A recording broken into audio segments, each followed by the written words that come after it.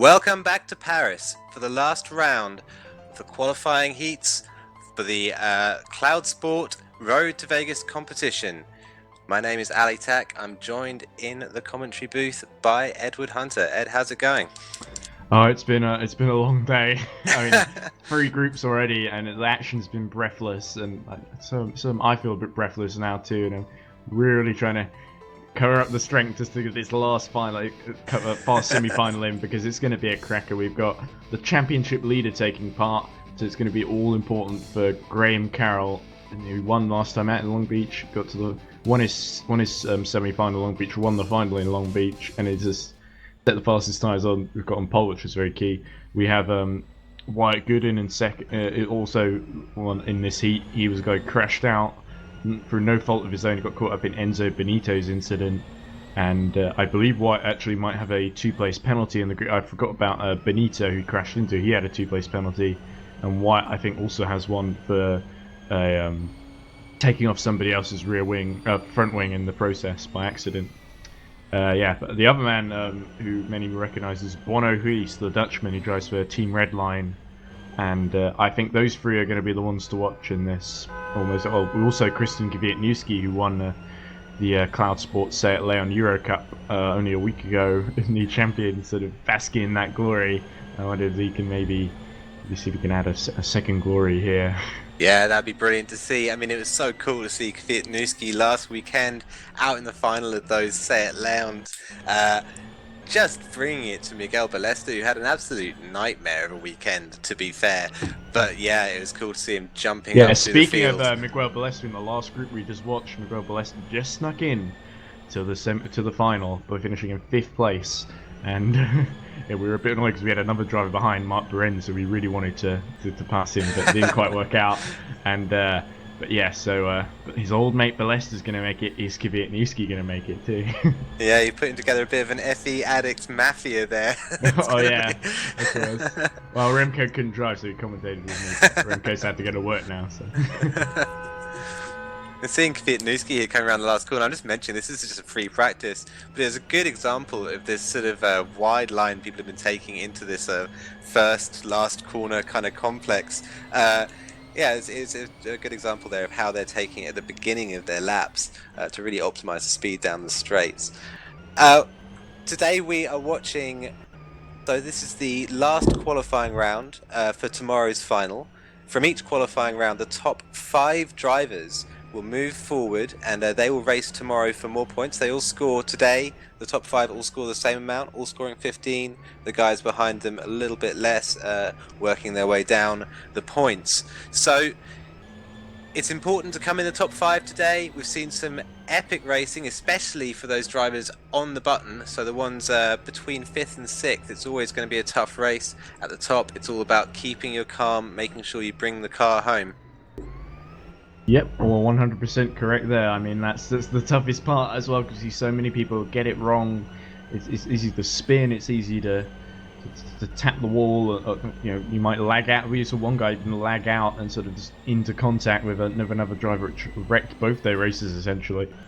And so all sorts of things can go wrong, but it's so hard to get it right. And they've been practicing all week, and this is where it really counts and where it finally sort of pays off, all those hours that they spend doing the same lap over and over again. Speaking of the lap itself, it's a really good lap, as we're watching qualifying, I think, at the moment, which is literally just begun.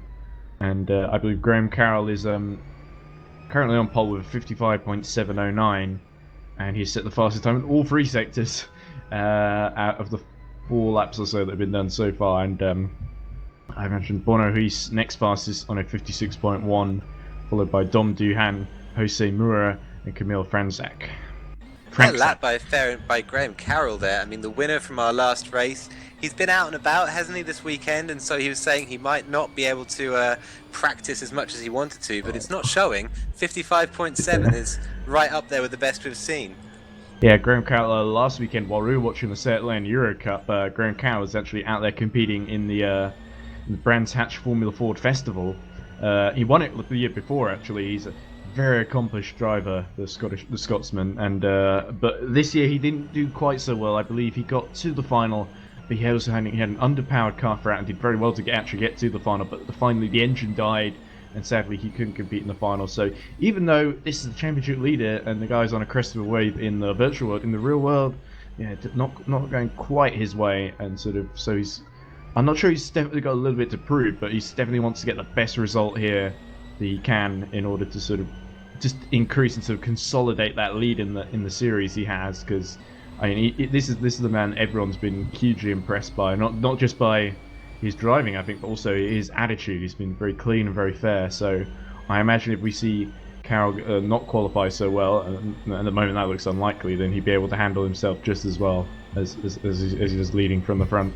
Exactly. I mean, that's a nice way of looking at it as a positive. You know, it's a poor result here or there can really be a good cure for any complacency you might get about your racing.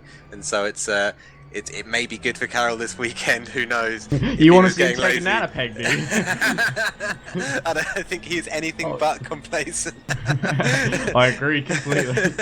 Anyway, we see Carroll just exiting the pit lane. I think I'm not sure if he hit the wall there or something, but yeah, White Gooden is now in second place with 56.0. Yeah, 56.0 flat completely, so it's the first time I see someone do that. And Bono Reese has just retaken second place with a 55.956, so good stuff from Bono. Camille Franksack in fourth with 56.042, so not far behind White Gooden at all. And Michael Dinkel, a guy who races GT3s online, is in fifth, and he has a 56.286 at the moment. That's a good lap from Dinkel. It's good to see him converting those skills to these sort of single-seaters. Not always a straightforward process. I mean, we're looking at Kwiatkowski here in 12th, you know, an absolute monster in a hatchback front-wheel drive car. But not yet tuning in on these single-seater Formula E's. Well, I remember Kwiatkowski snuck in at Long Beach, didn't he? Into the final by the sneak in for the top 5 in his semi-final he was in, and yeah, he was at the back in that final and sort of challenging with Jem Bullock Bassi. We saw dramatically flipping over in the second group, but yeah, Kwiatkowski, it's not a huge transferable skill, but I think Kwiatkowski can do a little better than 12th. Let's see if he warms up a bit. Yeah, I think I absolutely agree. I mean, 16th place in the final last time out for Kwiatkowski, obviously not the best result in the world. But and as I say that, he just goes up to 8th. So, yeah, so right on, man. He's listening. God is listening. Hi, Christian. Probably feels like God after winning Leon Eurocup. Yeah, absolutely. Fastest man in the third sector is Camille Franksack, so that's fairly impressive. 17.207, only a thousandth of a second faster than Carroll's best effort on his fastest lap, but still. Well, he'll take faster. it. Yeah, that's money in the bank. Yeah, but so not perfect. It's nearly perfect, but not completely perfect from Carroll. You can tell. And we have seen 55.4s set by the likes of Enzo Benito, I think, in the second group, and a couple of others. Yeah, there are a lot. I think Hutu is a little bit faster than that as well. So yeah, Holtzman was about that pace. I think he was 55.6. So those are all the semi-final winners I'm thinking of so far. Realistically, the guys that Graham's going to be up against is Franksack again with an impressive time. This time even faster in the last sector, 55.828. So not far behind at all. And that's going to be good enough for second place now, putting him up ahead of Bono Hughes. White Gooden now in fourth, and followed by Michael Dingle. Yeah. Interesting. There was another German driver who qualified called I think Michel. Yeah, I think I can't remember his last name, but it was very similar to Michael Dinkel. He was called, I think he might be called Michel Dunkel or something. Thankfully, I've not seen him in any of these semi-finals, so there's no in the same heat. Confusion. No, if he was in the same heat, that'd be a bit of a nightmare for me commentating, especially at the end of the day when I'm tired. Yeah, it'd be like a Felipe Nasser kind of. Yeah, they ended up calling him Fred Nasser. Right, Fred, yeah. Fred Dinkel. Yeah. So, yeah. Anyway, enough of those inane ramblings. So, my inane ramblings. That's our bread and butter, man. Don't say that. Yeah, I know. All right, so Carroll still got the fastest lap at the moment. It's Kwiatkowski. Ooh, a bit of a lurid slide there into the last corner. That's not going to do him any good at all, setting up his lap. And But yeah, Kvitnewski in the blue car, not an often used colour. No, in these good to see, semi-finals. isn't it? I mean, it's useful to have one that stands out like that, and especially Yeah. you know, from our point of view as well. A lot of these red line guys we've seen earlier on in the competition have all been running this kind of red and black livery, and it's As they would, because they're called as red they line. red line, yeah, yeah, And very literal. Kvitnewski that stopping completely and locking up. I think he kind of abandoned that one already. That's right. Yeah, I mean, we saw him a little bit rough on the way into the first corner. It's never a nice way to set up a Yeah. lap. We were commentating with Remco Mayor earlier, and he's someone who would be in this semi-final if he didn't have like work clashing with it, as I said earlier. And one of the things he said, which was kind of interesting, was that he didn't really understand why people, when they made a little mistake, like we just saw Kvitnewski do there, he was wondering why are they stopping and then retiring when it would make more sense just to, you know, get back into the room, warm up the tyres a bit, and just move on. Because we did see in the third group a lot of guys. A couple of us, they were like crashing near the end of the session of running out of time. They ran out of time to set another lap, even though they did have great pace. So qualifying is about timing your laps really well and making sure you're on track all the time. You get the amount of laps you need to, especially if you're not very confident at the beginning of the session, or if you're trying a new setup you've not done before. All sorts of variables come into play. So as we see Franzak coming on and about to start another lap, I think. Let's see if he can get any closer to Graham Cow and give the Scotsman a bit of a scare. Yeah, we got a good illustration there of that very wide line. You want to take it. Oh! That's not how you do it, Camille. He's done exactly what Daniel Kiss did while he was running in the top 5 in the race in the first semi-final. Hit the inside of it, but with much more dramatic consequences. It didn't just fall off the front wheel. It just the car flipped over in a sort of triple barrel. Oh, here we go on board. This is going to be frightening. Clip that curb. Oh. That doesn't happen in real life, you'll be pleased to hear. Tough stuff there. I mean, you can see how hard these guys are pushing just from the massive forces that these cars go through when they do get it very slightly wrong like that.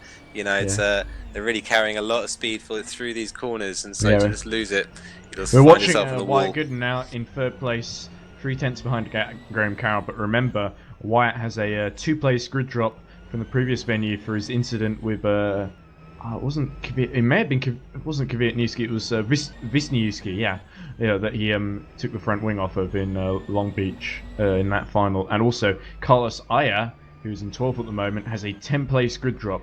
Given that there are only about 15 guys who've turned up, unless he qualifies a few places higher, I think he's gonna. That's him at the back for sure. So. I think he's gonna be in the next county if he's not careful. Yeah, he's gonna be in at least 22nd position. I think.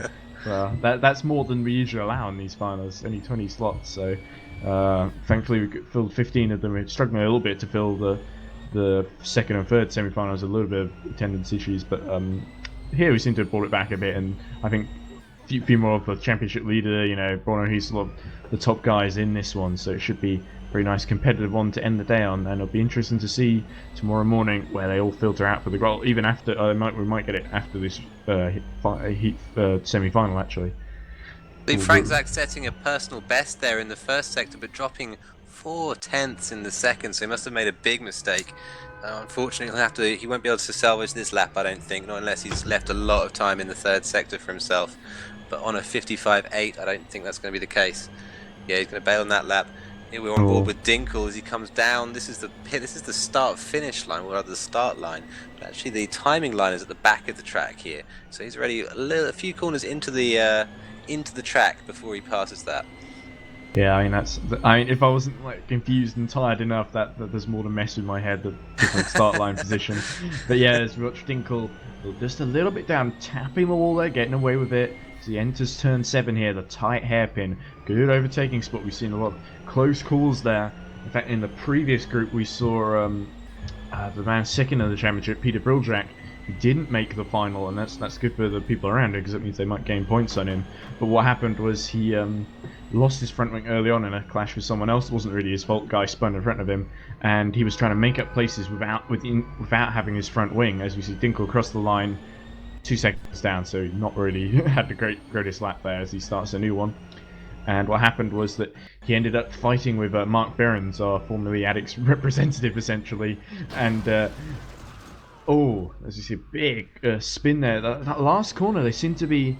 It seems that these guys in particular seem to be taking a lot, maybe a bit of oversteer, a lot of turning in quite aggressively into the last corner, maybe a bit too sharply. As you see, Dinkle again up on his earlier time, but nudging the wall again in the exact same way. I hope he doesn't do that too many times in the race, although they seem to get away with that. I noticed the likes of Gregor Hutu doing that at the last corner too, just hitting it on exit. Yeah, he's half a second up. It's easy to do that kind of accident. I mean, you turn in expecting a little bit of understeer from the car as the speed rubs off into apex. But if those front tires just grip up, you just find yourself wham in 1 second straight into the barrier. So there's very little you can do about it once you've started, once you've made your turn in, and a very easy mistake to make. Yeah, and yeah, so what's going on now? We'll just switch back to Franzak, who's slightly up on this lap. Well, he seems to have bailed because he's taking a wide line to prepare for the next one. Let's see what this is like as he goes through the last couple of corners onto the start line. Oh, and yeah, a bit close to the wall there. They got away with tumble, it. Wasn't it? Yeah. Yeah, almost going through the wall. Let's see, the first split, he is up by 0.096, so it's just under a tenth. That's a good amount to be up, to be honest. Yeah, He's only, yeah, that's not far off Carroll at all.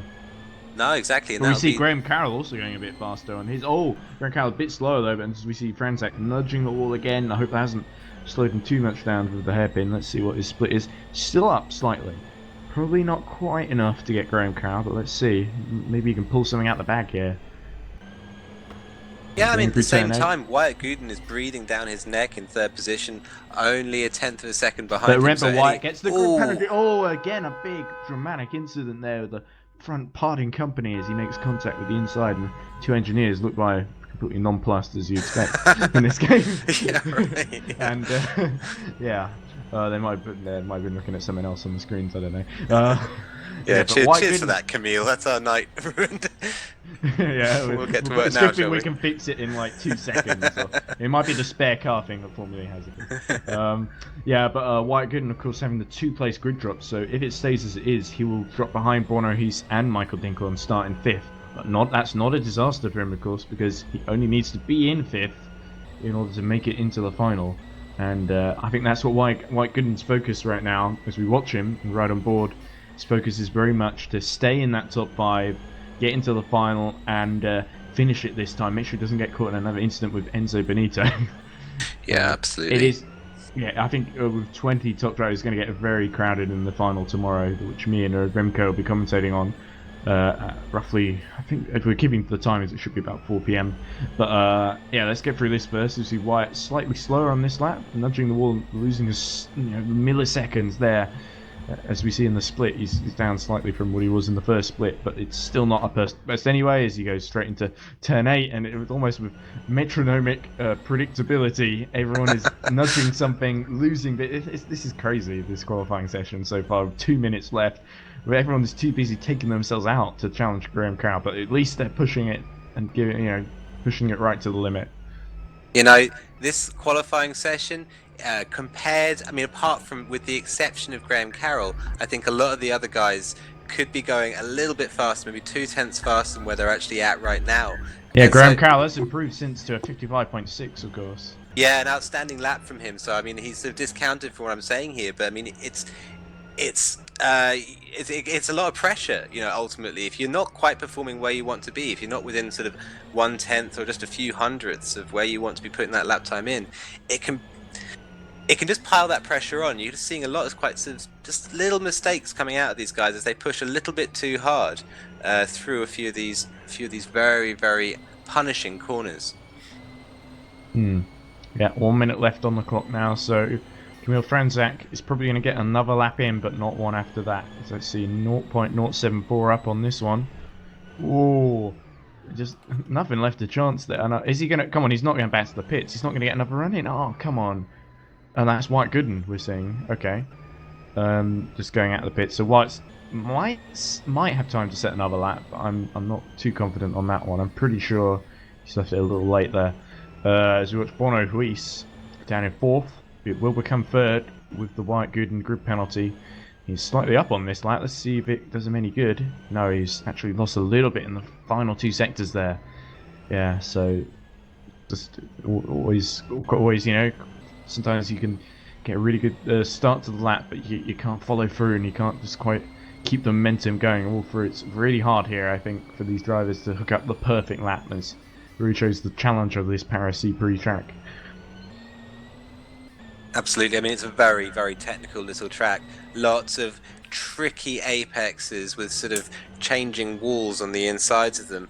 Sort of walls which, you know, will move outward and then as the corner progresses, come back in. Look at it, Newski. There's not much left on that car now, as you see. Good luck for Juan Ibanez, who was just behind him. He's decided to retire instantly and the debris has disappeared. But yeah, Juan Ibanez doesn't even really have time to fix Newski. Yeah. Yeah, I mean, it was the last. I mean, like you were saying, the pressure was on. He had to go for it. You see Bono, he's completing his lap, but it's like miles. He's given up already. So the groove's decided, I think. Yeah.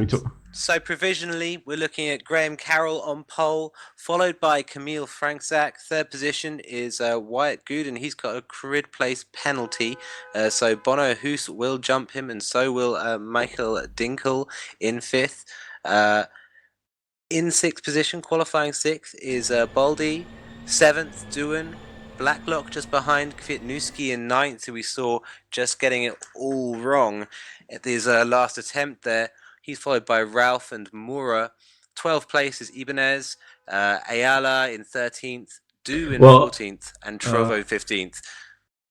Of course, Carlos Ayala has the 10th place grid drop, so he'll be at the back, not in 13th. But yeah, and that just means that Mondu and Gian Trevo move up a place.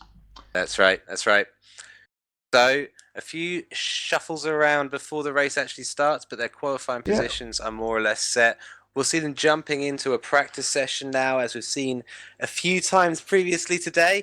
This is just a chance for the stewards to check that everything is spick and span with their laps and that they're all shiny and nice and not corner cutting or anything like that. So yeah, they'll take 5 minutes and then we'll be on to the race start. Yeah, a lot of people commenting on the very realistic damage that we've seen.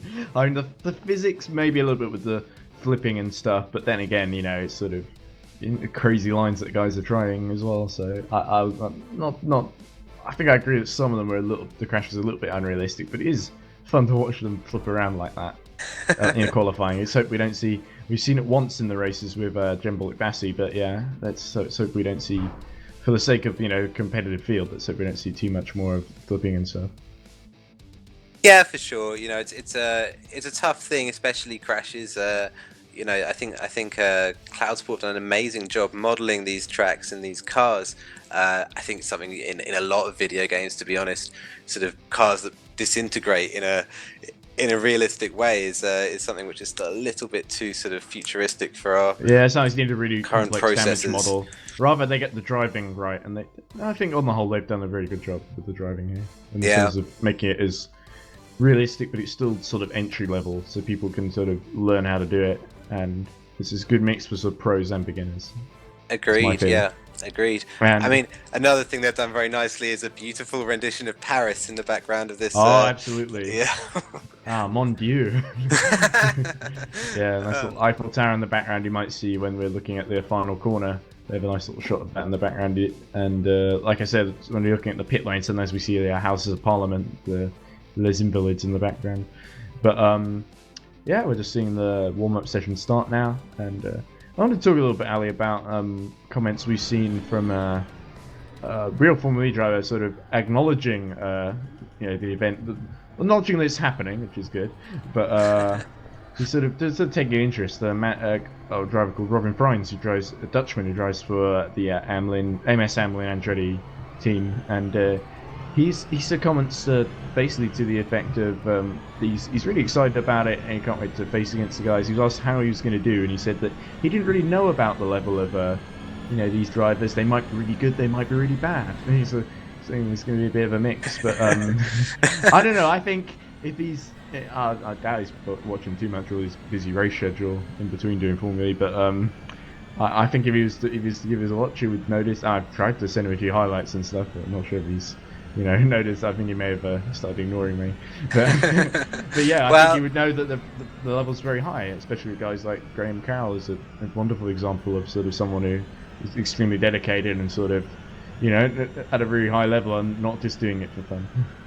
yeah, I Well, mean, obviously there's a if he fun element if he hasn't heard of people like Gregor Hutu and the top of the sort of sim racing field, he'll have heard of certainly Hutu's redline teammate Max Verstappen, this sort of fellow there. Oh, Dutchman there. absolutely. And so you can see the caliber of the drivers that we're seeing here just by the caliber of their teammates. And I mean, it'd be great to see Verstappen in these kinds of races taking part. But of course, he's off in Mexico this weekend, Yeah. racing a real car around track.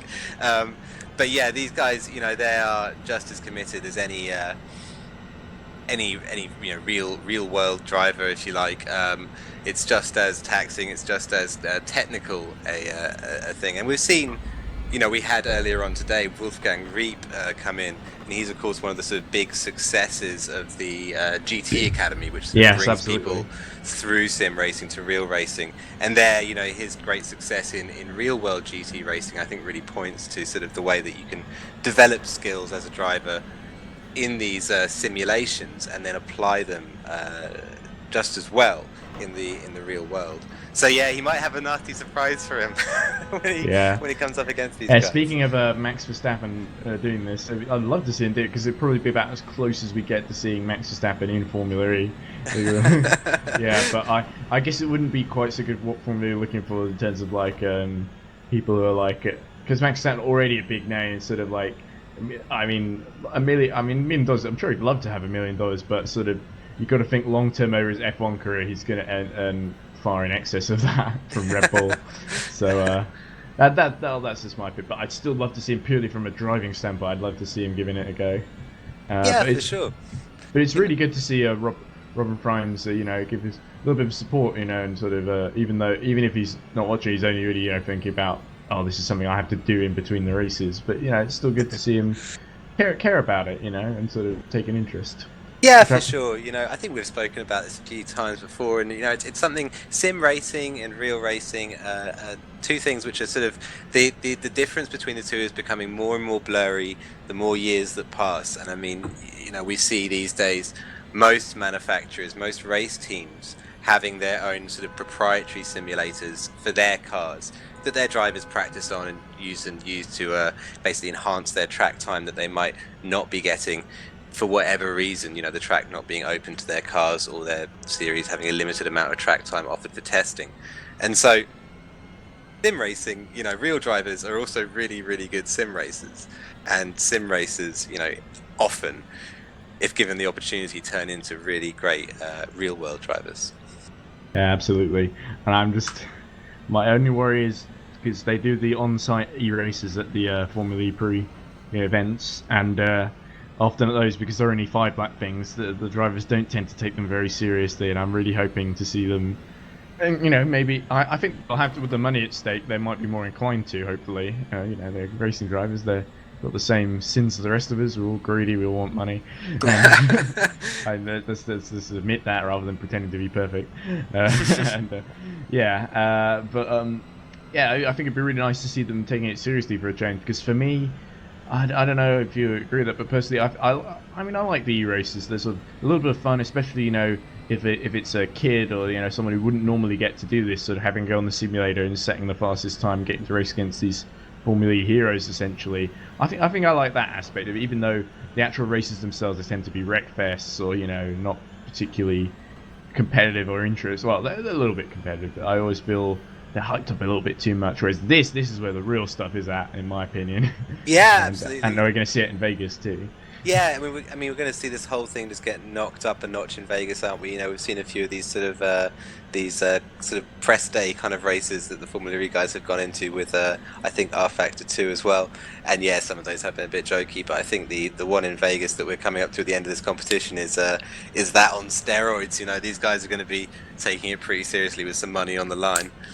Yeah, I mean it's a big. I mean, we talk about a guy like Graham Carroll, in reverent terms, like he's like a big star in the sim racing world and the real world. But the fact is, like I said, in Formula Ford, he was driving a very old sort of, you know, car with a sort of second-hand kind of engine. Well, the engine that sort of developed a fault that, you know, it was sort of essentially second. I'm not trying to insult the team that ran him at all, but it was sort of, he sort of felt a little bit held back by like 7 or 8 kilometers per hour. So I imagine he would be able to spend his money on a bit of racing and maybe make a, you know, even more of an impact on the club scene with his huge talent. So I think if he was able to get into the final, well, of course it's not guaranteed. Again, we have all the drivers challenging him. I mean, Gregor Hutu could probably spend it on, like, I don't know, a new rig or something. I could find a way to spend it, don't get me wrong. Yeah, you could spend it on all sorts of salacious things, too adult for us to mention here. Absolutely, absolutely. Yeah, anyway, so 7 minutes elapsed to this warm-up, so I presume they're just sorting out the grid with the 2 penalties being applied for both Wyatt and Alaya. So, we're still waiting and trying to think of things to just chat about to fill in. Yeah, I mean, you know, these guys, we've mentioned it before, this warm-up practice is a nice time to be able to change your mindset, get out of that sort of qualifying do-or-die mindset that we've seen them throwing cars into the wall on the basis of over the last few minutes, and now they're sort of all cruising around quite nicely, actually. Not so many crashes at all at this point. As yeah, but that means when the race starts, they won't know how to overtake each other cleanly. Yeah, exactly. I don't know. Although we've seen that they sort of sometimes they're just as rough in practice as in the race. It doesn't really make any difference. But that's very true. Speaking of which, Kwiatkowski getting turn 8 all wrong and turning into big spin there. We saw that with a similar thing with another driver, I think, in the third group. Remco did a very good job of spotting that. I didn't see it at all, but yeah, and we'll see it again on the replay. He just caught the end of it. So he's turning in, and it looks like a late turning because he was just sort of understeered into the wall and then suddenly hit the wall and bounced off it and sort of lost traction completely and ended up facing the wrong way, which is not what you want as a racing driver, to be honest. No, not the ideal line around that corner for Kwiatkowski. He'll be working on that, I'm sure. Yeah. I mean, we've seen these guys are testing out their race pace here on the in the practice session, and Kwiatkowski, you know, starting is it 9th position that he's going to be starting from. He is now in 3rd position on this kind of very tentative kind of race pace. He's running 56.8s, yeah. Yeah, 56.8, which is fair pace, to be honest. Whereas Carroll is setting 56.4s though, which isn't that much quicker, but still. It's a little bit faster, isn't it? Happening there, yeah. I just caught the end of that. Yeah, I think there's a car missing a front wing and another one facing it. Yeah, yeah, you just see the Eiffel Tower in the background there in that shot, which is a lovely one. Like I said earlier in the previous semi-final, it sort of replicates the TV shot.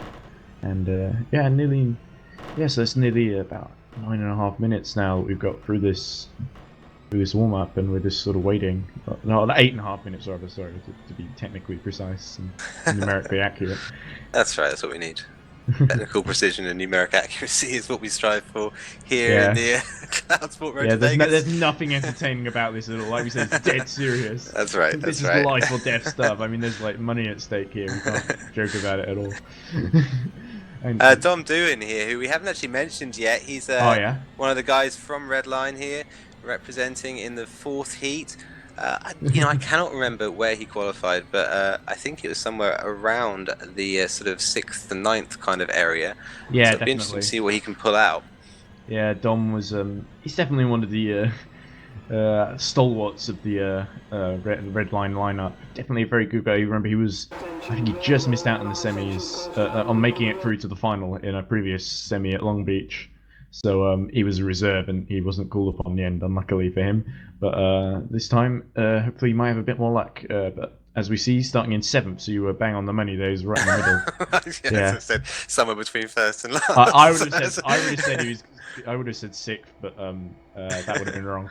So I'm glad I didn't, even though it would have been the wrong place. Anyway, everyone's on the grid now, so I'm pretty excited to get ready for the start. And we'll have to, hopefully he'll do the warm-up lap this time. In the previous group, one driver jumped it, got put back, and they effectively skipped the warm-up. And yeah, unless Graham Carroll's got a huge jump start there, yeah, this is the warm-up. It's a great start from Carroll. Why is he weaving? Oh, I don't know, I think maybe he's just lost control completely. Blocking, yeah. He could get pounded for that. Yeah, and yeah, let's look at I can't couple of notes. The track workers there looking very confused by what they're seeing in the post there. But look, to be honest, I think it's hard to tell expressions with these low polyres background characters that aren't really important. Yeah, here they are on the warm-up lap. They're just getting this chance to just get some heat is the word I'm looking for, into their tyres and into their brakes. Make sure they're ready for the start of this race. Just you know, Graham Carroll getting everyone used to looking at the back of his car, I think. Yeah, well, you know, you never know. Graham Carroll could easily mess. Franzak isn't that far behind in terms of pace, so in qualifying at least. So Franzak will really be hoping to maybe make his mark and make a big impression on everyone and scalp Graham Carroll. But he's already ahead of Bono Huis, who is a very well-respected sim racer, and another Red Line member, of course. And Bono Huis a little. Yeah, it was a little underperforming in the in Long Beach, I sort of felt. Although he did get a solid top 10 result in 8th or 9th, I think. So he'll be looking to improve upon that, and he's got a great chance to do so right here. Carroll a bit sloppy on his grid position there. He He's a bit further back. Feet. Yeah, the light's coming on now. Yeah, not worth hanging about. Off we go. And oh no, wait. Yeah, there we go. Whoa. Yeah, so Carroll taking an early lead ahead of Franzak. No big change. A couple of guys side by side. Not sure of that. I think that's Wyatt Gooden and making up a place there. We see Kieran Blacklock gaining a place. Kwiatniewski dropping down from 8th to 9th. And Jose Mura getting past John Routh. So apart from that, the order's stable. Oh, as we see someone dropping back there. One of the Red Line cars, actually. Is that... Right. A great aggressive start from Carroll, wasn't it? Pulling right across the front. Oh, we see a move place. here, and the orange car backs out. That must be one of the guys at the back. That must be Carlos Aya, covering from his well, it's coming from his slightly reduced penalty, which only dropped him to 15th instead of 22nd. But whatever, I'm sure he doesn't mind. Yeah, so Carroll leads at the end of the first lap from half a second ahead of Franzak. Bono Huis 1.3 behind. Michael Dinkel 0.6 behind. Yeah, so a bit of a gap from Franzak to Bono Huis. Then Michael Dinkel half a second behind Huis. Gooden still in 5th, so he's got a little bit of ground to make up to get back to 3rd place that he qualified in.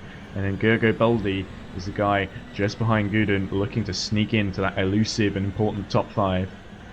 And we're riding on board with Gergo right now. Polish driver, I think. And he's just getting into the rhythm a bit and seeing how the race is going to go. Possibly sizing up a move on the American in front of him.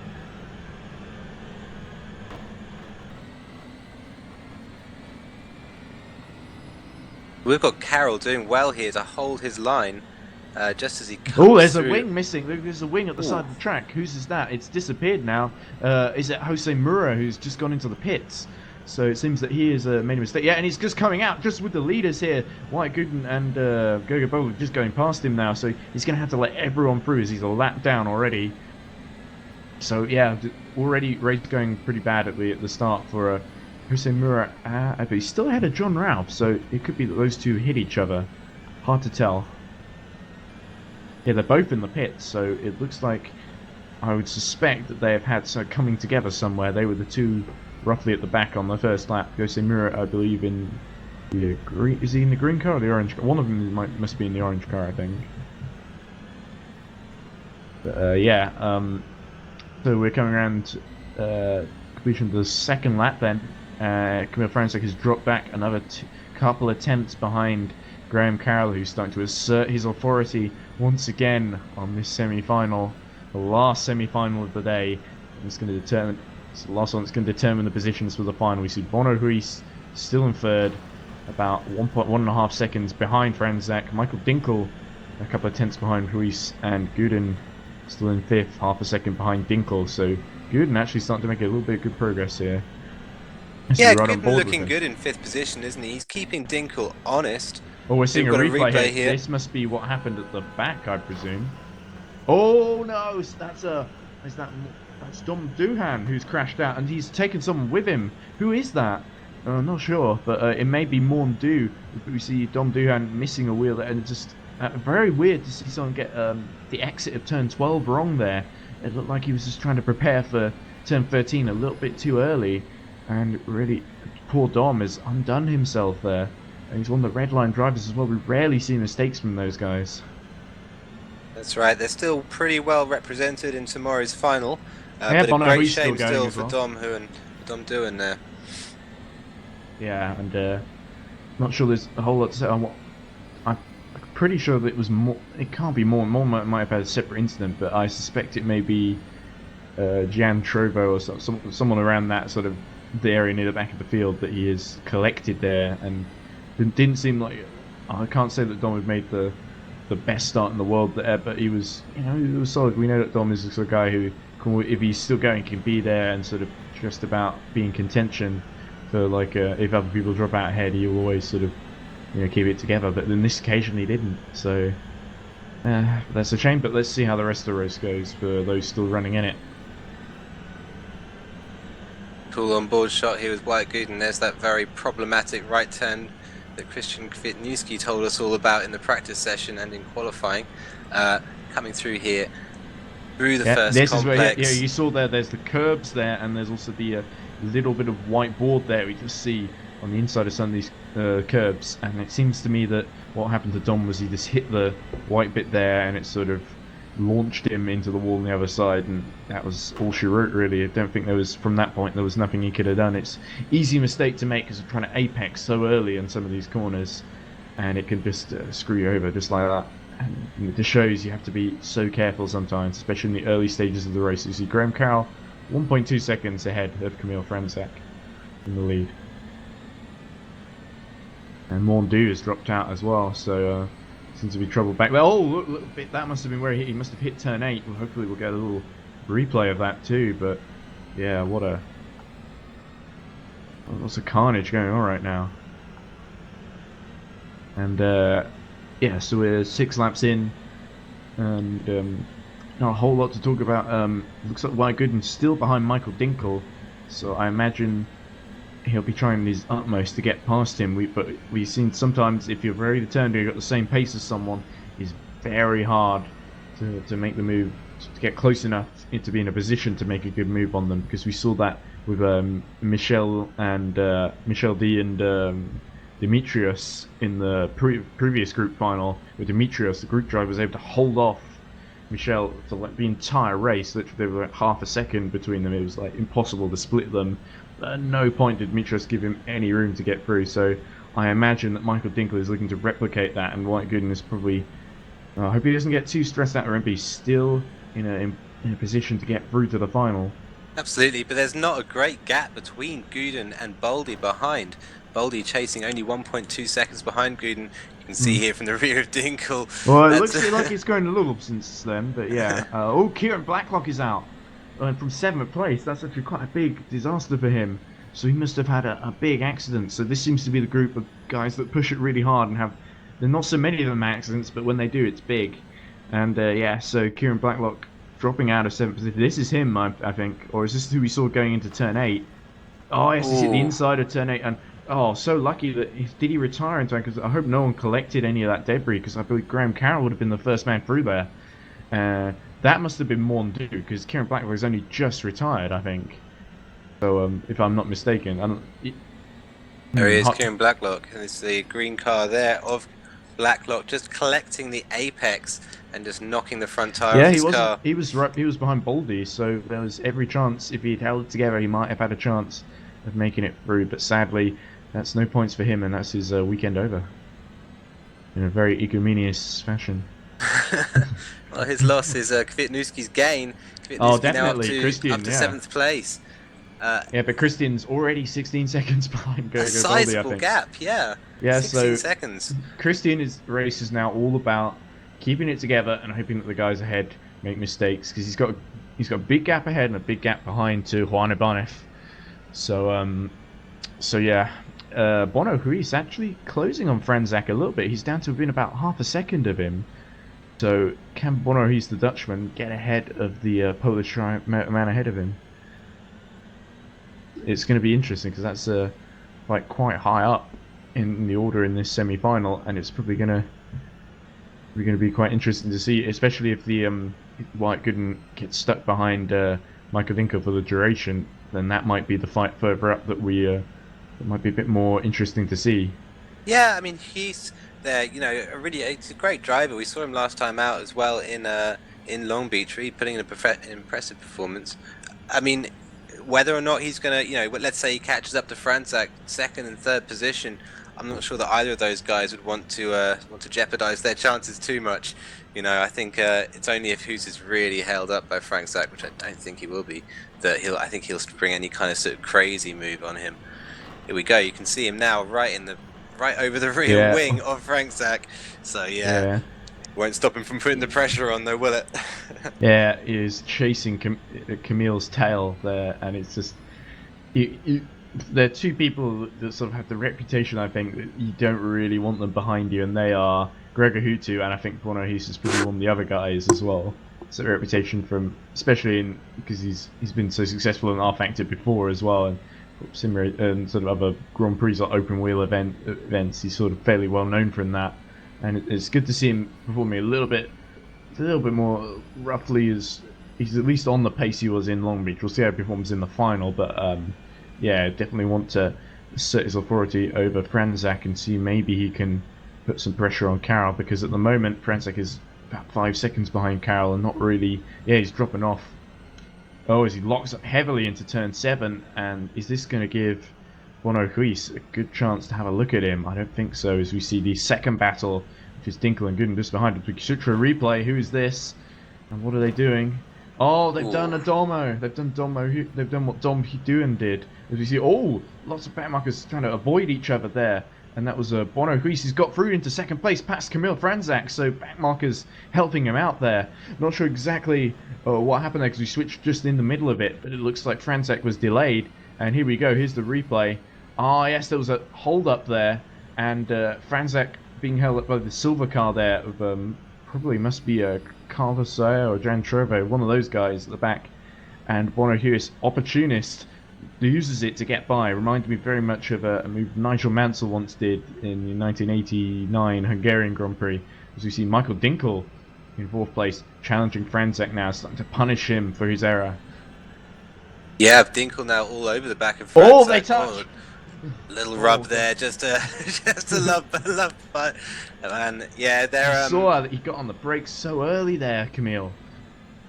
Yeah, I mean Camille's his race pace hasn't been that great yet, and he's now dropping back a little bit into the clutches of this battle, sort of all the way back to 6th position, I think. And so it's going to be. Oh, they're Yeah, it's going lapping to be interesting someone to see as how well. this develops. Oh, I hope he gets someone who's lost his front wing. So we're seeing the attrition leaking into the order once more. And wow, I mean, that was a really good. It just shows that you can spend the whole race stuck behind someone, but you might get that, especially on a street track. You get maybe one chance to take advantage of him being a little bit held up by a back marker or something. And once you get that one chance, you've got to take it. And as we see someone really in the middle of the road there, and thankfully, I think able to avoid everyone. But yeah, that must be one of the back markers. Hard to tell who. But in the dark green car, and yeah, but brilliant opportunism by Bono Ruiz, and but he's dropped down to 7 seconds behind Graham Carroll. So I guess it's just as well that he got in front of Franzak. He's dropped down to 6 seconds. I was being a bit over dramatic there, but yeah, Yeah, I mean a lot happening there. Gooden here absolutely feeling the pressure as well. We were on board with Boldy before, just chasing him down, and Gooden's looking ahead of himself, trying to get past Dinkel for 4th, while at the same time trying to hold off Boldy, who's going to try and knock him outside of that top 5 all bubble. over you. He's going to cut off your hair. Exactly. He's running though. Yeah, and another a lockup from Gooden this time. So lockup's you can see from this low angle beautiful Parisian architecture in the background there, which is very nice, but obviously not of much relevance to what's going on track. But yeah, Graham Carroll, it's still a 7-second gap to Bono Ruiz up front. Camille Franzak 2 seconds down, and then we got the 3-car train we were talking about with Dinkel behind Franzak, Gooden behind Dinkel, and then Bolder. So it's technically a 4-car train actually. The cars very close together. That's right, all the way from 3rd to 6th there. With Christian Kutniewski 17 seconds down now. So yeah, as I said, Christian not really able to make much of an impression on that gap. but he is still. Oh, as we see, someone trying to move here. Is this this must be Franzak defending from, I think, Dinkel, or is that Bono Huisi's just repassed? And that was Franzak taking a very defensive line into the Oh, right he's getting hander bunched there. up here. There was a bit of contact there, I swear. And yeah, that is Michael Dinkel challenging him. Yeah, sorry, because him and Huis have the same car scheme. Exactly. So I wasn't quite sure if Huis had dropped back, but yeah, this is a really absorbing and really interesting fight here.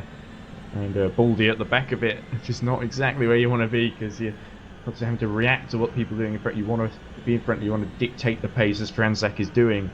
Although Franzak not quite got pace, I think ideally he'd want to feel comfortable here, as you were saying earlier. You know, if I've Oh, contact! Oh, that's disastrous. And Franzak has lost his front wing, and so has Michael Dinkel, and that means that White Gooden has got back up into 4th place, and no doubt is going to be able to challenge Camille Franzak for 3rd. But oh, the big loser there was Michael Dinkel, and can he hold off Gogo Boldy? This is going to be interesting.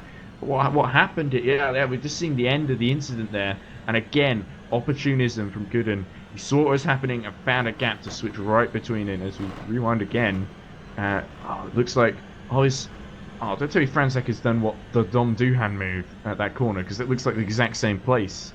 But he's got away with it a bit more likely because it's just the front wing that's gone. But yeah, what are your thoughts on that, Ali? Yeah, I think he just pushed it a little bit too hard, chipped that wall there. Seems like it flew off the front wing. I mean, it's a great shame. I was actually just about to say that a full. It's kind of smart because we saw. I think I may have mentioned this a few times before, but we saw Peter Brujak in the previous group losing his front wing fairly early on and deciding to do the longest stint of anyone on like nearly 26 laps or something ridiculous on without his front wing, and basically decided it sort of ended up compromising his pace, and sort of once he pit he was so much faster, but then he lost his front wing again, and it was a little bit of a messy race from Peter Brujak, although like I said, not entirely his fault, and it just shows that maybe it's the best good idea to pit as soon as you can once you get that damage. And of course this puts exactly what Christian Kwiatkowski was waiting for. It puts him right into 5th place. Yeah, absolutely. 35-second gap to Franzak. Well, the 17-second gap to Baldy that Kwiatkowski used to have is now a 10-second gap. Exactly. So it's going to be interesting to see whether or not he can put the magnets on for the rest of the race, get himself up there for that 45th lap. Of course, it only matters if you're in the top 5 for one lap. Retiring. So something terrible. Franzak has sort of lost his groove a bit here, and it's kind of he's hit the inside. Just frustration getting to him, trying to apex a bit earlier to try and make up lost time, and yeah, thankfully no one else got collected in that incident. But yeah, that's really disappointing for Franzak. He such a strong qualifying, holding positions at the start of the race, and it's unraveled for him. It's gone wrong, and yeah, that's really not a nice feeling for him, but maybe he'll be back next time. We'll have to hope so. Yeah, I mean, he's done himself proud, hasn't he? He started this race 2nd position.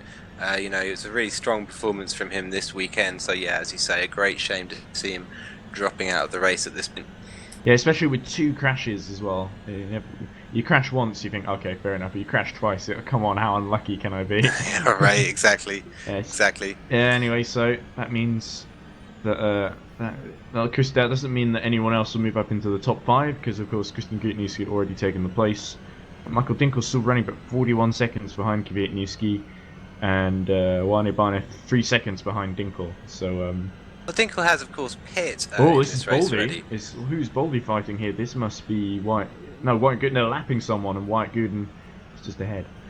Yeah, I mean, if you look there, you can see that the top 5 positions here, none of them have pit, and Dinkel has, of course, already pit after getting that damage. And so it'll be interesting to see whether or not. I mean, I'm quite sure Kwiatkowski, for example, will drop behind Dinkel after the pits have leveled out. So Dinkel probably still in a net top 5 position, even if he's not ahead of Gooden and Baldy after that incident. I keep seeing a car going very slowly without its front wing. I'm convinced that's Jan Trobo, the green car, because I've just seen him being lapped up what feels like every lap from what we've been watching. I don't mean to be harsh or anything, it's just sort of quite noticeable that there is a slow car. I'm sorry if it's not you, Jan, but as you're at the back and sort of behind a guy who's 4 laps down the leader, I'm sort of assuming that It's you I keep seeing being lapped. But you've just gained a More place now from frequency. Frenzak, so yeah. There you go, Carlos Aya. Carlos Aya, who took a 10-place group penalty and is now up to 8th with all the carnage going on. Without a front wing, though, unfortunately, so he's trying to defend. Mora doesn't have one either, so this is the battle of the wingless warriors. Mora, good move there by Mora, actually, especially considering the lack of downfall. Well, it's minor lack of downforce, because can still function. We've seen people holding on as long as they can to try and make their strategies work. But yeah, Mora definitely had to judge that one well and did so. So yeah, I mean, it's a great shame for both of these guys that they've already pit in this race, so they can hop in there again, but it's going to be a big waste of their time. You know, there's basically one obligatory pit stop in this race distance because for fuel.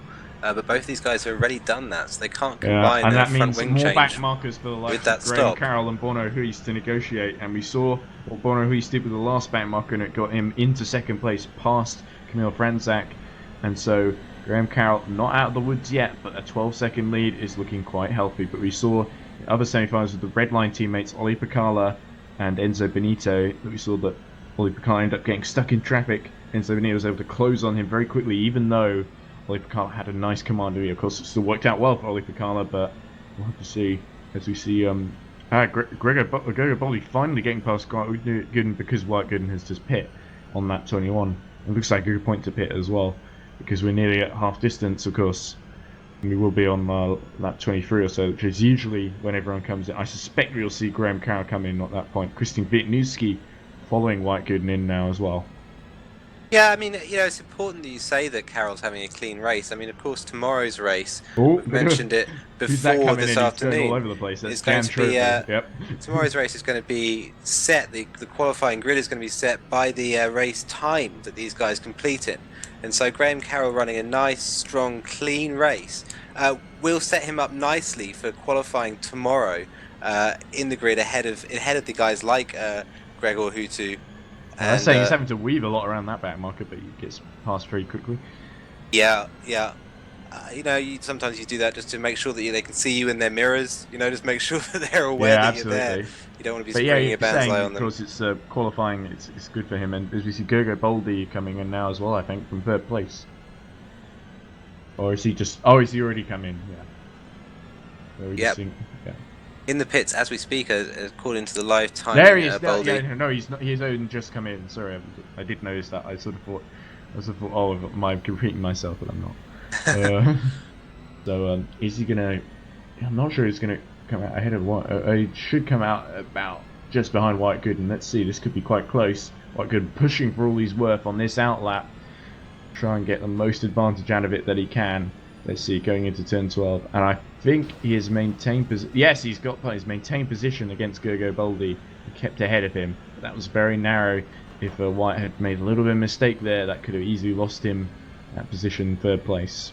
And we're seeing a DNF here from Dinkel dropping out. Oh, Michael Dinkel. Position. Is there debris on the ground there? Is that turn 3? So it's going to be interesting to see what happened to Dinkel. Yeah, that's a big disappointment. Here we are. This is Mr. Dinkel. So what happens? Oh, it's that dreaded turn 8. He's hit the inside and gone all wobbly, yeah. And suspension probably too badly damaged by that, I imagine. The underside of his car got right wrecking there. Yeah, right. Yeah. And Juan Ibanez has just come in, and Juan Ibanez is the prime beneficiary of that. Michael Dinkel running just outside the top 5, needed to make the final. So Juan Ibanez is now in that. Oh no, Juan Ibanez has lost his front wing as well, which is just as well that he's pitting now. He shouldn't lose too much time from that. Maybe it's his first stop. But Graham Carroll now pits from the lead, exactly as I predicted, lap 23. So you can thank me later. This is Bono Ruiz coming in behind. I'm not sure if that counts as strategy. Just like divide all the laps by 2. No, it's just that knowing Graham Carroll just from his performance in the previous final, that he sort of doesn't like to take too many risks on strategy, like someone like, let's say, Oli Pacala. Sure. So, a little bit of a flick from Ruiz. Oh, is it Graham Carroll? This must be him changing cars. Obviously, I really hope so. He's not just retired, has he? Yeah, it must be. It would be obscenely crazy if he was not. He seems to be quite slow coming out. is there a problem here? Is he's lost position to Huis? He just drove into the garage and he's just come out, and now he's in the box that he needed to be in to get into his new car. Oh, it must be very frustrating for Graham Carroll right now. He's lost the lead to Bono Huis, and this could come back to bite him in the final. Absolutely, and Guden all over the back of Carroll now. That's Gogo him, you can see Boldy is just behind. retired. Gogo Boldy from 4th place is just retired as well. So it's really kicking off now, and Bono Huis has a golden opportunity to win a semi-final for once and to get himself in a very strong position. Absolutely gifted that race lead, Hoos. Yeah, Graham Carroll will be kicking himself, I guarantee it. Even though he was doing the whole race perfectly up to that point. So we see, yes, that's him in the garage there, and not going anywhere. He just sort of somehow a little bit of I don't want to be mean to Graham because I know he's a nice bloke, but it seems like I had a bit of brain fade there. He didn't go on instead of going on his spot, he moved into the garage and sort of tried to do what they do in real life Formula E, and it sort of hasn't worked on it. So I have to say, a little bit of bad luck, but also maybe Graham should have remembered that. I know he's been doing Formula 4s and stuff, has been a bit distracting, but yeah. Anyway, the race is not over yet. Still 7-second gap to Bono Huis, so he could still take it back. But that is, he's not going to lose any points. Remember, he's not going to lose any points through that error, but he might lose places on the grid in the final. He'll lose one place definitely. And amid all this chaos, Christian Kvitnewski has jumped up to 4th position, so he's safely inside the qualifying zone here. If he can get this car to the end of the race, still a 22-second gap between him and Wyatt Guden in 3rd. So a long way away from that leading pack. Out of front wing though. I'm not sure. Somewhere along the way he's lost it. I'm not sure also what happened to Gogo Boldy, but it most likely sort of had a collision during the pit stop phase, and thankfully it doesn't seem like anyone else collected it. It may have had something to do with Kvitnewski because I don't think he was running that far from Boldy at the time. But that puts Juan Ibanez into 5th place, which is good for him. Not many drivers left in this. Losing your front wing at this stage in a stint is not good news at all. I mean, those front How far tyres by the Ibanez? end of this race will be absolutely Ibanez is knackered. a whole lap down though, I think, from the looks of things, compared to Kvitnewski. So he's either a couple of seconds down or he's a whole lap down, and I'm convinced I'm erring towards more the lap down. Yeah, I think he's a full lap down because Kvitnewski there is 20 seconds behind the leaders. So yeah, so trouble early on. Yeah. And Juan really looking more to defend his 5th place than to snatch 4th from Kvitnewski, I suspect. But yeah, Graham Carroll's dropped behind Wyatt Guden in all that. I didn't notice, but it seems that he's really, I'm not sure if he because of the error in the pit lane, or and that's where he's come out, or if this is another mistake from Graham Carroll. Yeah, so this looks like both friends. Oh, he's just ran wide there. It was almost like he was trying to re-enter the pits almost, but that was very strange. And he's just gone deep on the brakes, and what should have been a very comfortable win for Graham Carroll is unraveling. It's down to 3rd place now. So you'd say you wanted to see him taken down. Well, you hinted you wanted to see him taken down at peg 2. Now we're seeing it happen. So here's another view of it. And yeah, if I didn't know any better, I'd say let him through there. But that's clearly not what happened. I think he just went deep on the brakes. It's my only explanation. Or accelerating out that corner, picked up a little bit of oversteer just on the way out before he flicked right, and then he found himself just travelling, sort of slightly drifting out of the corner. Could have been a little bit too much greed on the right foot on the way out of that corner beforehand. Yeah. And I think it's just a little bit of frustration seeping into his driving there. Let's hope that Graham Carroll is able to at least recover and finish right, because he's still going to make the final. That's the important thing to remember here. And he's already, what was we see another guy coming out the pits? That was Mura, I think, who's coming out in 6th place. So we have Mura a lap down on the guy ahead of him. So I suspect he's had off somewhere, and this has made his afternoon a little bit more difficult in terms of getting into the top 5. But yeah, can Graham Carroll recover from this, or do you think he's a bit too flustered? Because he's 4 seconds down on Wyatt Guden. Wyatt Guden is very solidly actually today, and Bono Huis, of course, the primary beneficiary of Carroll's mistakes, and sort of really from 3rd on the grid. I think Bono Huis has driven extremely well today so far as well, lap 28 of 45, several still to go. Yeah, I mean, it's a great race from Huis, isn't it? You know, He's just been able to take advantage of all the things which have happened, ahead of him, and managed to jump his way up into the lead of this race. And now he's looking absolutely commanding up there. I mean, Carroll here, yeah. I mean, I don't think we're going to see him winning this race that we're looking at now. There's a miraculous comeback. Yeah, yeah, right. right. See Kvyatnitsky's still going around without that front wing, and looking. If there was anyone near him, he'd be vulnerable. But thankfully for him, there isn't. Yeah, Sort of as long unlucky as he for can us. stay on the lead lap, he'll be okay, I think. Yeah. But yeah, Carroll, it's a double frustration for him really, because he loses the win in this race, which is always kind of nice for morale, and then at the same time he's compromised his qualifying time for tomorrow's race, tomorrow's final, and so he's going to find himself further down the field than perhaps he's comfortable with, just by having lost that sort of 10 seconds, 12 seconds onto his race time through those couple of accidents. Yeah. But let's see. Let's get to the final. Let's see what he's really made of, though, because we've seen him lead from the front, and he's going afterwards like, "Oh, I was so nervous." Let's see how nervous he really gets when he's got a proper fight on his hands. Yeah, absolutely. Yeah, it'd be great to see what we haven't seen him sort of test his mettle yet, so it's going to be cool to see him having to get wheel to wheel with people, maybe get those shoulders out a little bit to make some moves. And we've seen on this track, much more than Long Beach 2 weeks ago. It's possible to make moves here. It's a track where overtaking and clean overtaking isn't too difficult. And Gian Tovo really ailing right now as we see him being lapped once again. And Gergo Boldi finally been... I'm not sure quite what happened there. I looked away to the timing screen and suddenly saw Jan facing the wrong way down the track and looking down the escape road, but I guess this doesn't help that he's missing a front wing. But yeah, Gian Trovo back marker, definitely back marker in this race, sort of doing well to stay in it considering the amount of high profile retirements we've seen so far. But yeah, I have a feeling that Gian Trovo sort of not really showing the pace he would have hoped, and I don't want to be too harsh on him, even though he's at least 7 laps down by now. Yeah, I mean, tough for him. At the same time, important to stay in these races, even if you're having a tough time. Yeah, I mean, you still score. There's something about this track and 8 cars on the track that just suits it. Every race that I've commentated today, at least, God, has that ended means with we're going to 8 get 12 retirees in the final. God, that's going to be exciting first corner. I've seen them all. Well, bear in mind, it's all never the the guys first who didn't corner, crash who got into the final, right? So. That's true. Yeah. And So we they saw just in have to Long do it Beach, again. we only saw four or so retirements, I think, in the final in Long Beach, despite the chaos we saw in the semis there too. Graham Carroll starting to someone who's lapping there. I believe that's it's not Kvyatnitsky, is it? No, Kvyatnitsky has a blue car, isn't he? So more likely that's Mura or Ibanez. He's just lapped, I think. Yeah, that's right. Kvyatnitsky still not quite getting lapped, 31 seconds now behind the leader. So he's dropping time. You can see in that shot, no front wing. He's dropping time having lost that, but it's not too bad. No front wing, but you can still lap Jan Trevor, who also has no front wing. Yeah. I mean, Kvyatnitsky is an absolute beast.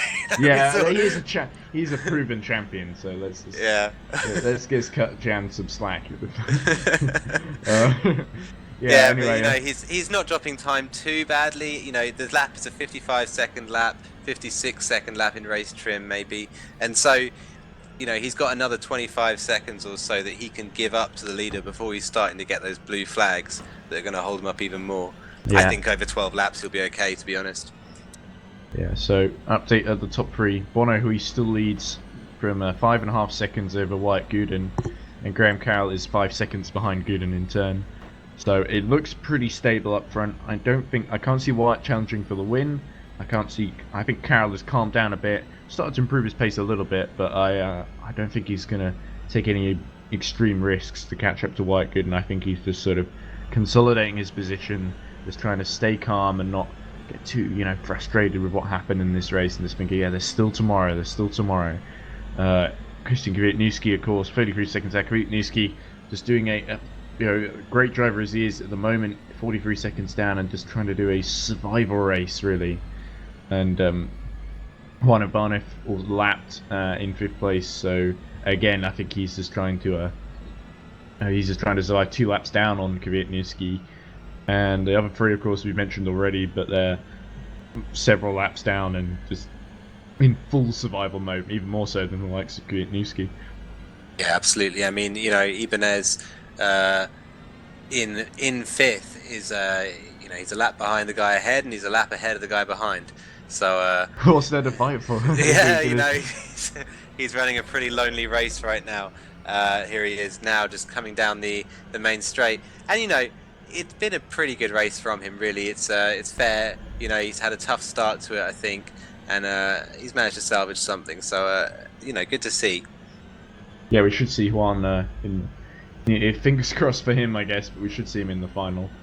And I don't know, I guess with as we see someone that looked like Jan Trovo pacing the wrong way at the hairpin.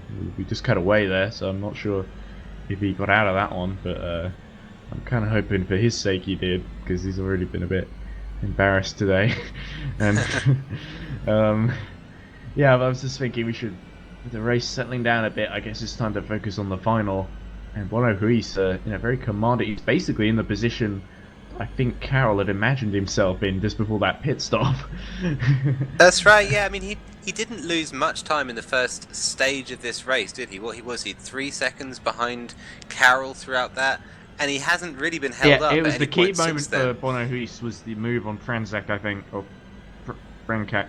He got and because he didn't remember what happened to Franzak making a mistake later on. He could easily, if he had not made the move with the back marker, he could easily have gotten stuck behind him, and instead he's leading the race. And you never know what could have happened. And Jan Trovo pits now once again for what feels like a ridiculous. There's too many times, Jan. You need to sort of persevere a bit more, unless there's some sort of suspension issue that makes it undrivable, which there may well be by this point, knowing Jan's escapades. But in fact, there's the proof in the pudding, and why. I don't think there's any repairing. I don't think there's any repairing that, to be honest. Oh, I'm sorry, Jan. I'm so sorry. Oh, I think it's time to retire.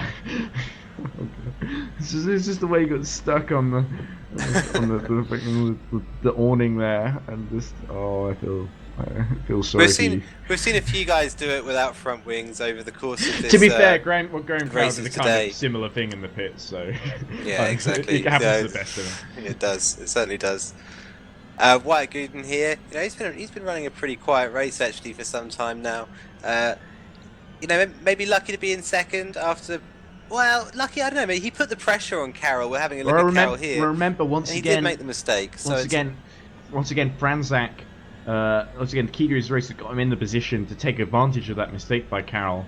Although I don't think it was totally crucial, but it definitely helped to get him there. It was sort of the fact that Franzak made that mistake again, the one that sort of proved rather broke his wing, broke Michael Dinkel's ring, I think, and sort of that enabled him to get past. He was definitely stuck behind Franzak for a while there, and he was able to get in front of Dinkel in that, and then later get past Franzak when Franzak finally crashed out.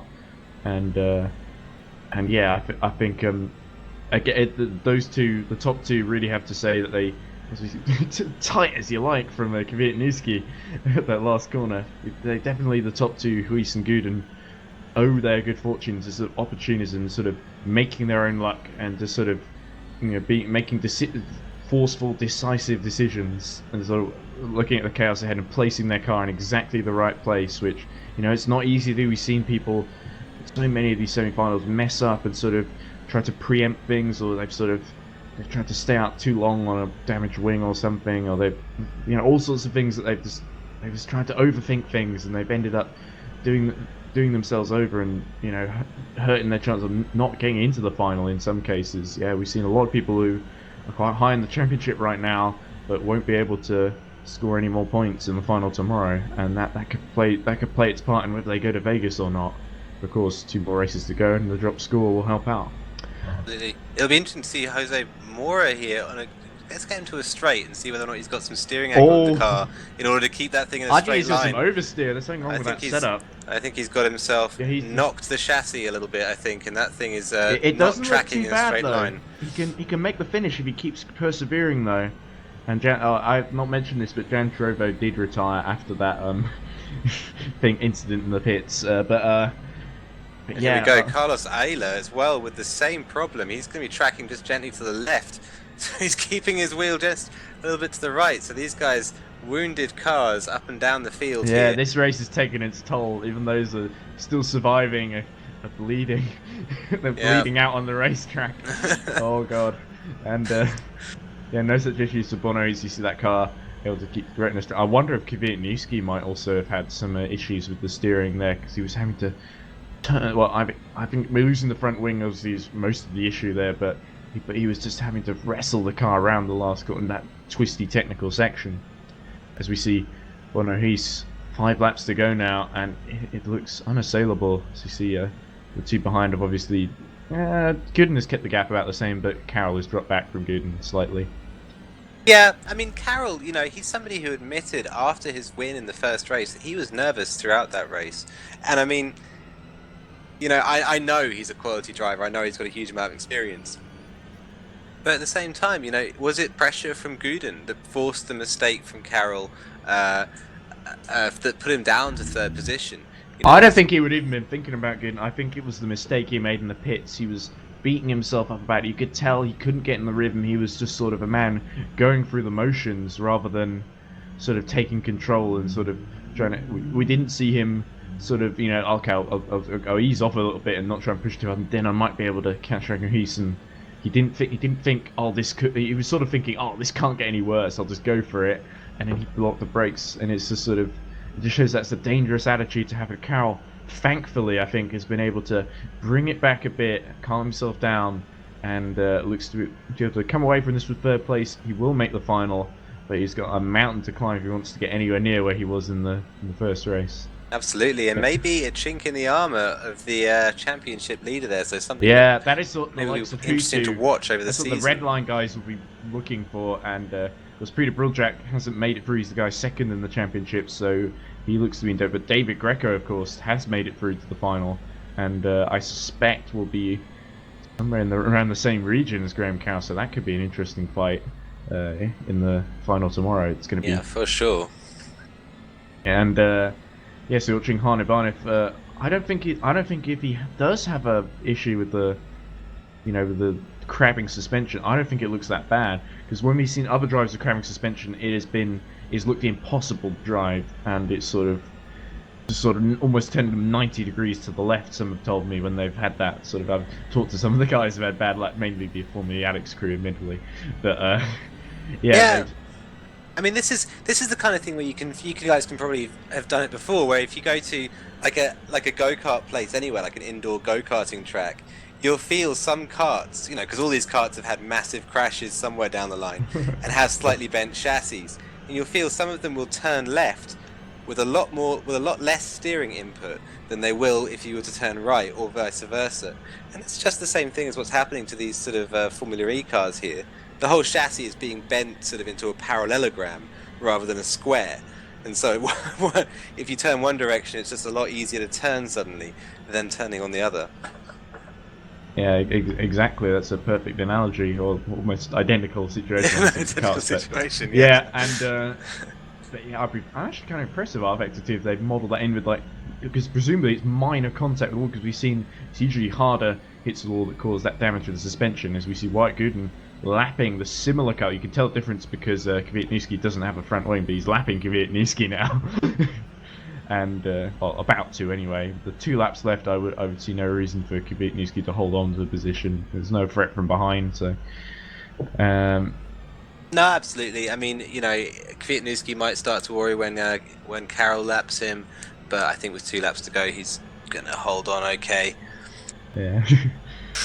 And we're really just waiting for the race to end now. And really dramatic. I have to say, sort of in a way, thanks to Grenkow for adding a bit of drama to the end there. But not that we had a fair bit before, I think, as well. But I have to say, as I said before, Bono Hees really deserves to come away with the victory from this semi-final. And when we look at all the semi-finalist winners, it's gonna be really interesting to see which one of them has set the fastest race time.